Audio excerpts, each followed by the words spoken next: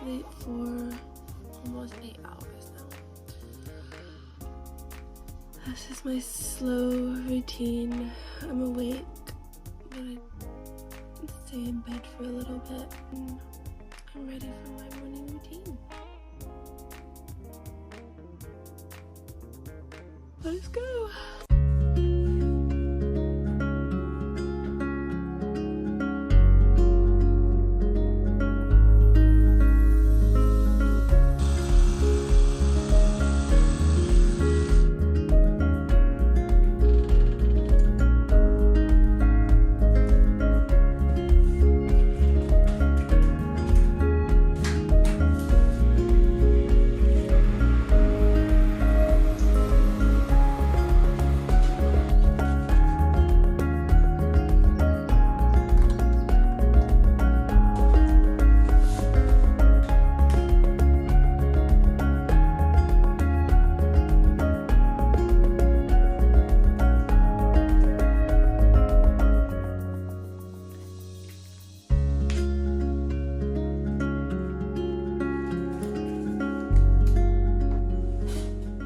I'm just going to start my workout. I do the train with Soph gym. I know I'm a personal trainer, but I'd rather spend my time putting effort into my clients' workouts and spending time for them rather than programming for me. And sometimes I let myself be a bit easier in my program because I know myself, whereas like having another coach program for me makes it feel like I'm not being easy on myself and I'm able to push myself harder. So I do that. I do the I'm busy challenge. I don't want to spend an hour or 2 hours weightlifting. I used to do that when I was younger and I don't want to do that anymore. So it's about 20 to 30 minute workouts, and today we have a leg workout. So let's go.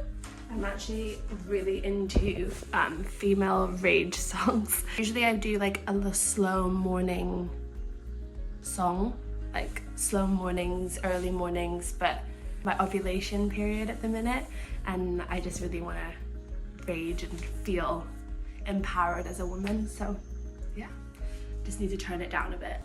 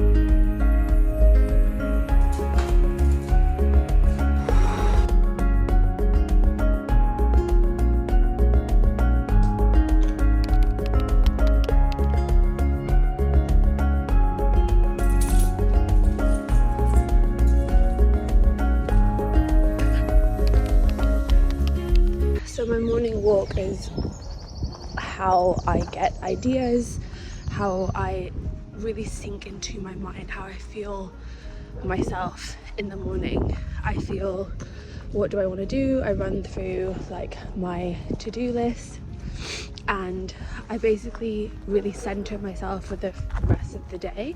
And I also do like my TikTok videos because I have so many ideas on my morning walk. I listen to a podcast and I have so many ideas because I listen to so many insightful and, you know, interesting people. And so yeah, it just spurs me on to think of things, and it's the first time I'm basically having an hour of just thinking, and so I'm able to have these ideas that spurt out and things I want to share with you, things I want to share to my clients. Yeah, and I like to take notes sometimes if I want to like think of something. It's just such a good time to really think about life. So the one idea that I had, or the one thing that I wanted to talk to you about this morning, is about how much just sit here, is about morning routines. And basically this is a new routine for me. I am not usually a 4-hour morning routine person, but I quit my job and ended it in the beginning of April, and it's now the beginning of May, so it's been like a month. But I've been traveling through April, and yeah, I basically wanted some time in the day to myself, and I chose morning and night routines, and they're about 4 hours long.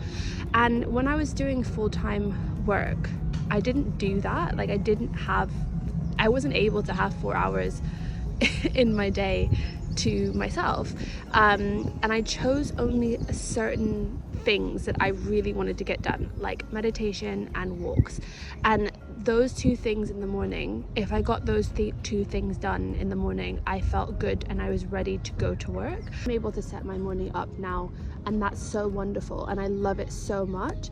But I wasn't able to do that, and it doesn't matter whether you have 4 hours in the morning or 20 minutes. There is time for you to be able to do something for yourself in the morning and be able to do something for you at night. I used to get home from work at 7:30, 8:30 at night, and then have to sleep by 9, 10 o'clock. And there was no time for a 4-hour night routine, but that doesn't mean that I didn't take the time for myself at night. And just choose certain things, 2 to 3 things that you could get done in the morning and the night that would really benefit you and benefit your day and the next day, and yeah, just enjoy your life kind of thing. I think when everyone's constantly rushing and everyone's constantly doing so many things all of the time, we lose ourselves, we lose what we want to do and how we feel, and we don't take the time to check in with ourselves, and we don't take the time to check in and like, is this really what I want to be doing? And like listening to your intuition, is this really what I want to be doing? You know, it might be hard for you to put, you know, all of these things in place. Like, it feels like a lot, it feels like a to-do list, it feels like a checklist. But that's where, you know, habit stacking can come in, where, you know, you might want to do a stretch, but you also want to do a meditation, and you also want to do a walk. Maybe stretch and meditate at the same time, and then listen to a podcast while doing your walk, or, you know, meditate while you're doing your skincare. And, you know, there are so many things that you can habit stack, so that way you get the things in that you want to get in, but you're still just doing your morning routine to be able to go to work. You know, there are my meditation app has 1-minute meditations, and that's it. And sometimes in the day, that was all I could wrap my head around. I couldn't do a 5-minute meditation, even though 5 minutes seems so short. I didn't have the time to do 5 minutes of meditation. So I think so much of the time you really need to be thinking about, you know, how are you really implementing your time to make sure that you are, you know, doing it for you and taking time out for you. And it doesn't have to be 4 hours. This is, you know, a dream morning routine for me. It's a dream. I literally dreamed it while I was working full time. I literally dreamed this morning routine. I dreamed being slow and mindful and connected and intuitive into my body. I dreamed it, and I'm loving my days because of that. But I also had really nice mornings, even though it was only half an hour. I really did, because I was intentional about it. So I just think, let's be intentional. It's not about how many hours you have, it's about being intentional with the time you have. Cute little dog there. Hi. I am loving being on my ovulation cycle at the minute, because I just feel so good and happy and feeling such like loving life, and I love this period. I mean, I hate that it's only 3 to 4 days, but I really love this period. I really enjoy it. Anyway, let's go home.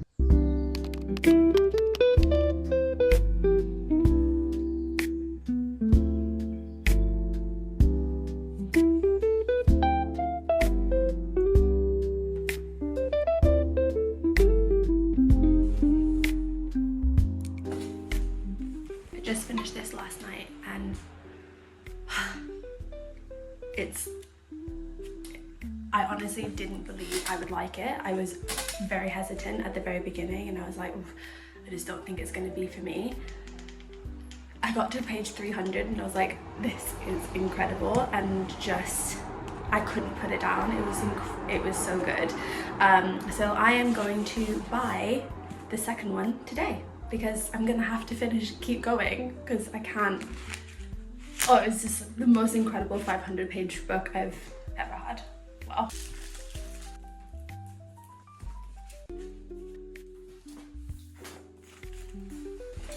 Okay, all that's left is to post my morning TikTok and then we can go to where I'm gonna do work. I'm going to the Hoxton Holborn today because I'm meeting a friend and we're gonna talk business and social media and like just to meet up with her. So I'm gonna do some work before I meet her. We're gonna meet around 2:30. So I'm hopefully gonna get to Holborn around 10:30 and work for a few hours then. Coaching, I have to talk to 2 clients and like respond back to them of questions, and then programming, I have to do some programming, and then yeah, and then I'm going to do social media stuff. So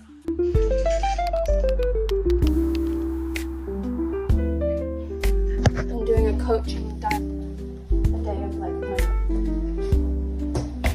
it's very surprised.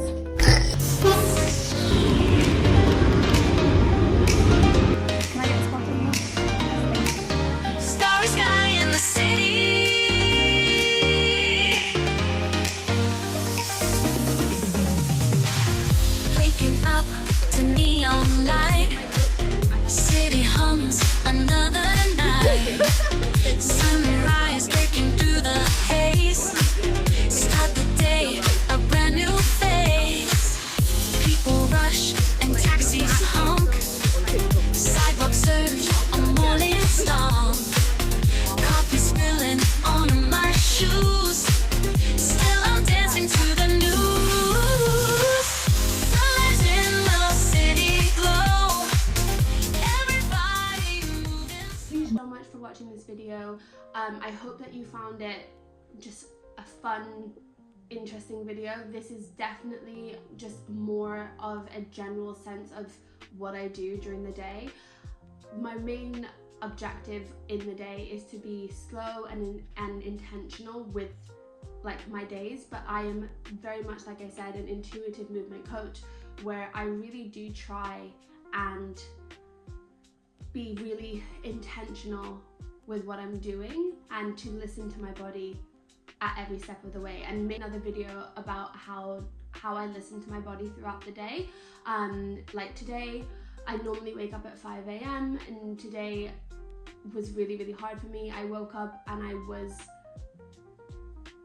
I felt unwell and I felt like I wasn't myself, and I gave myself some time. Every step of the way I took a moment and checked in with myself, and it just wasn't for me. This morning wasn't for me, and I just didn't force it. And luckily I can do that. As I said in the beginning of this video, I am not in a full-time job anymore, so luckily I could do that. I didn't have anything that I had to get done in the morning, and yeah, I was able to be really intentional with my mornings, and I basically sat on the sofa and I watched TV, and I actually think I had 3 breakfasts because I was really hungry and I was like ravenous, so I just let myself eat, listen to my body, and you know, it's now 1:30 and by 12 o'clock I was like, okay, I feel a bit better.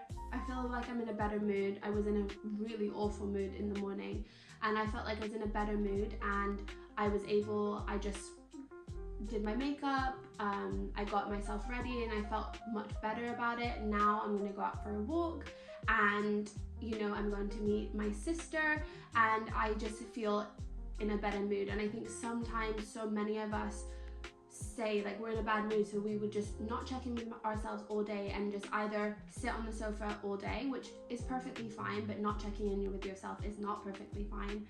Or we would just shove our feelings down and just go on with the day, and sometimes that works, but over time you remove yourself from the situation, when you just stop listening to your body, you do turn into a feeling of burnout or regret or dread, because you didn't give yourself enough time. You didn't give yourself time to really sit with your feelings and go, what do I actually need right now? And yes, if I was going to work, of course I would have just said I'd have to go to work, and I would have gotten up and, you know, gotten ready, of course, and that's what I have been doing most of my life, like all of my life. But I've always checked in with myself. I've always said, how am I feeling? What is my feelings? And been honest with myself. Okay, I'm feeling bad. What is something I can do to get myself to a better place? Not to be happy and, you know, fun, but to get myself to a better place than I am now. And a lot of that has to do with drinking a glass of water, you know, having a walk, talking to somebody. Sometimes that's just food. Like, you know, when you really do know your body and really do trust your body, you'll figure it out quite quickly what you need. And that's what I like to help with my clients, and that's what I'm trying to do on social media, is to try and get people to understand that the more and more you listen to yourself, the more and more instantly you'll know what you need in that moment. But so many of us have been pushing down our feelings for so long that we just haven't had that. We haven't had that quickness. We can't decipher what we actually need versus what we think we need, because we haven't listened to our bodies. Anyway, going on a tangent, but yeah, I hope that you like this video, and I want to be doing some more videos like this and more videos about how to listen to your body and how to be in tune with your body. Please follow me on TikTok, where I post most of my content is on TikTok. I do a lot of yapping like I am now. If you guys want anything else from me, like how I talk to my clients or what I do with my clients, like please comment this down below. I know I don't have many subscribers, obviously I'm just starting out, but I'm hoping to be more consistent with the coaching diaries, and then my series Built to Last, where I talk about habits and lifestyle tips that are helping you to live a life that's built to last, like the longevity. Like, it's not just for 12 weeks, it's for the rest of your life, and how to figure out those habits and tips. So yeah, whatever, if you have any ideas or something that you'd like to see, please comment them down below. And thank you so much for watching. This is my second proper video, but I feel like this is like my first proper YouTube video on this channel, so I really appreciate anyone who watches. Thanks, bye.